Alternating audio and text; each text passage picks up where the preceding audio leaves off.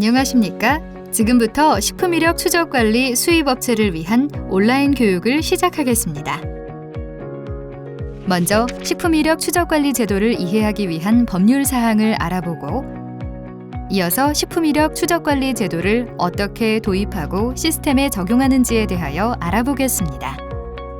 마지막으로 자주 묻는 질문과 답변을 살펴보는 시간을 갖겠습니다. 식품이력 추적관리 이해하기. 우선 식품이력 추적관리의 정의부터 알아보도록 하겠습니다. 식품을 제조, 가공 단계부터 판매 단계까지 각 단계별로 정보를 기록 관리하여 식품의 안전성 등의 문제가 발생하는 경우 그 식품을 추적하여 원인을 규명하고 필요한 조치를 할 수 있도록 관리하는 것을 말합니다.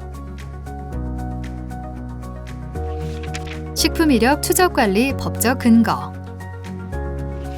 식품, 건강기능식품, 축산물 가공품을 수입하시는 업체에서는 수입품 안전관리 특별법을 참고하여야 합니다. 그리고 이 법률 외에 별도로 아래쪽에 나와 있는 식품 등 이력 추적관리 기준, 즉 식약처 고시도 반드시 참고하여 주시기 바랍니다. 식품이력 추적관리 등록 기준. 다음으로 등록 기준을 보시겠습니다. 식품이력 추적관리는 등록할 수 있다라는 조항 때문에 원한다면 자율로도 등록이 가능합니다. 다음으로는 의무 등록 대상에 대하여 알아보겠습니다. 식품이력 추적관리 의무 등록 대상. 영유아식, 조제 유류의 경우에는 의무 시행이 완료된 상황이기 때문에 제품을 수입하시기 전에 등록증을 발급받으셔야 합니다. 건강기능식품 수입업소의 경우 올해 품목류별 매출액이 1억 원 이상이 넘으셨다면 다음 해 6월 1일까지 등록을 완료해 주셔야 됩니다. 예를 들어 2019년 기준 매출액이 1억 원 이상이 되신다면 다음 해인 2021년 6월 1일까지 등록을 해주셔야 합니다. 이때 품목류란 동일한 기준 및 규격을 적용받아 제조되는 모든 품목별로 나누라는 뜻이니 매출액을 확인해 주시기 바랍니다. 아래 예시를 보고 설명드리자면 가부터 마까지 제품 중 가와 나 제품은 기능성을 인정받은 동일한 품목류이므로 매출액을 합산하여 1억 3천만 원이 되기 때문에 이력 추적 의무 등록 대상이 됩니다. 그리고 다부터 마까지는 기능성 주 원료가 다르므로 합산하지 않습니다. 또한 임산 수유부용 식품, 특수 의료용도 등 식품 체중 조절용 조제식품이 최근 식품위생법이 개정되면서 의무 등록 대상에 추가되었습니다. 따라서 의무 적용일을 확인해 주시기 바랍니다. 행정처분 관련 기준. 다음으로 행정처분 관련 기준에 대해서 말씀을 드리겠습니다. 의무 등록 대상인데 등록을 하지 않은 업소들은 행정처분을 받게 됩니다. 1차 위반 시에는 시정명령, 2차 위반 시에는 영업정지 7일, 3차 위반 시에는 영업정지 15일을 받게 됩니다. 다음은 과태료에 대한 사항입니다. 다음과 같이 표의 위반 행위 시 과태료에 대한 내용이 적혀 있으니 참고하여 봐주시면 되겠습니다. 다음은 변경신고 사항입니다. 등록 사항이 변경된 경우 변경 사유가 발생한 날부터 1개월 이내에 변경신고를 하셔야 합니다. 변경신고 사항은 다음과 같습니다. 위와 같은 조항들이 변경될 경우 변경신고를 해주셔야 합니다. 다음은 등록 취소 등에 관한 기준입니다. 수입관리와 출고관리는 전부 토요일 및 공휴일을 제외하고 2일 이내에 입력해 주셔야 합니다. 하지만 이런 것들이 미흡했을 경우 아래의 기준에 의해서 처분받을 수 있습니다. 행정처분 경감 혜택. 다음은 식품이력 추적관리 등록 시 행정처분 경감 혜택에 대해서 알아보도록 하겠습니다.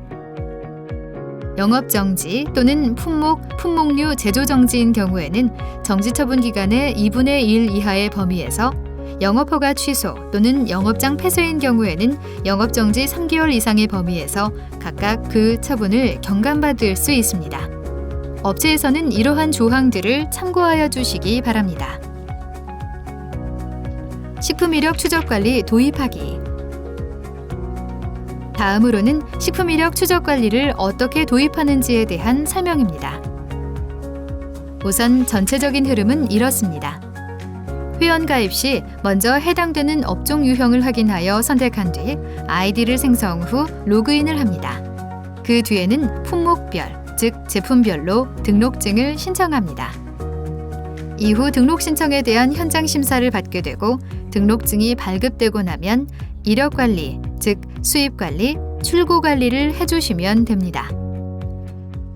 이후 조사 평가라고 해서 의무업소는 2년마다, 자율업소는 3년마다 점검을 받게 됩니다. 다음으로는 등록증 신청 절차에 대해 알아보도록 하겠습니다. 회원 가입 시에는 영업 등록증, 그리고 사업자 등록증이 필요합니다. 그리고 기다리시지 마시고 1588-2605 콜센터 번호로 전화를 주시면 바로 승인 받으실 수 있습니다. 등록 신청 시에는 수입 신고 확인증과 식품 이력 추적 관리 계획서가 필요합니다. 계획서 양식은 산업체 이력 관리 시스템 자료실에서 다운받으실 수 있습니다. 다음은 등록증 발급 소요 기간입니다. 일부 업체에서는 등록번호 사전 신청이라는 기능을 사용하게 될 텐데 이것은 식품 이력 추적 등록번호를 선부여받기 위한 절차입니다. 예를 들어 제품의 번호가 미리 인쇄되어야 하는 경우 등록번호를 먼저 받아야 할 때 쓰시는 기능입니다. 사전 신청을 하더라도 이후 등록 신청은 동일하게 진행해 주셔야 하며 다음은 신규업소 등록 신청인 경우 현장 방문 등록 심사를 진행하게 됩니다. 등록증 발급은 의무 시행일 이전에 등록 완료해 주셔야 하며 민원 처리 소요 기간은 수입업의 경우 최대 40일이 소요됩니다.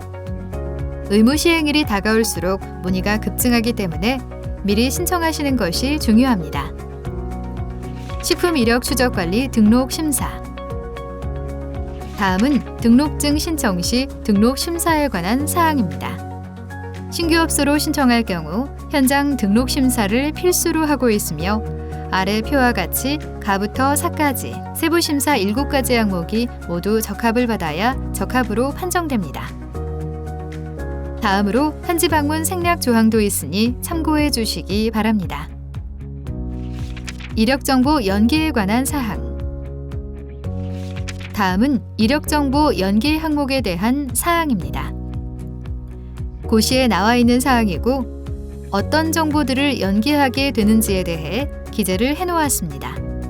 다음은 수입 식품 등 수입 판매업에 대한 사항입니다. 하단에 자사제품 제조용 원료는 제외한다고 쓰여 있습니다. 이는 수입 신고 확인증의 용도에 판매용이 아닌 자사제품 제조용 원료로 기재된 경우에만 해당이 됩니다.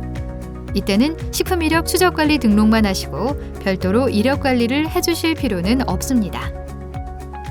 식품 이력 추적 관리 번호 유형. 다음은 식품 이력 추적 관리 번호 유형에 대하여 알아보겠습니다. 앞부분에서는 상품 식별 번호로 바코드나 상품 이력 추적 등록 번호를 선택하실 수 있습니다. 뒷부분에서는 생산 식별 번호로 유통기한 혹은 제조일자 혹은 식별 단위를 선택하실 수 있습니다. 앞에 2가지, 뒤에 3가지 조합으로 총 6가지가 나오게 되는 것입니다. 등록번호는 바코드를 사용하지 않는 경우 사용하시면 됩니다. 또한 최소 판매 단위 제품을 유통 단위별로 포장할 경우 겉포장만 보고도 내부 제품의 이력 추적 관리 정보를 조회할 수 있어야 합니다. 따라서 겉포장면에도 내부의 식품 이력 추적 관리 번호와 최소 판매 단위의 수량을 별도로 표기해 주셔야 합니다. 소비자가 겉포장의 식품 이력 추적 관리 번호를 활용하여 내부의 식품 이력 추적 관리 정보를 쉽게 확인할 수 있도록 하는 것입니다. 식품 이력 추적 관리 번호 표시 기준. 다음은 표시 기준에 대하여 알아보도록 하겠습니다. 표지도표의 색상 및 크기는 조절 가능합니다. 예시와 같이 표지도표 아래 또는 옆에 문구를 병행하여 표시할 수 있습니다. 지금 보시는 화면은 전체의 6가지 조합의 경우의 수를 모두 표시한 것입니다. 식품 이력 추적 관리 표지도표와 www.tfood.go.kr에서 식품 이력 추적 관리 번호를 입력하시면 식품의 정보를 확인하실 수 있습니다. 라는 글귀는 생략할 수 있습니다. 그러나 아래에 붉게 표시된 식품 이력 추적 관리 번호는 반드시 기재를 해주셔야 합니다. 주의해 주셔야 할 부분은 등록번호 자체는 업체에서 제품에 기입해주지 않으면 소비자 입장에서는 절대 알 수가 없는 부분이기 때문에 생략하시면 안 됩니다. 지금까지 식품 이력 추적 관리 제도의 법률 사항 및 도입 방법에 대하여 알아보았습니다. 다음으로 식품 이력 추적 관리 시스템 이용 방법에 대해 알아보겠습니다.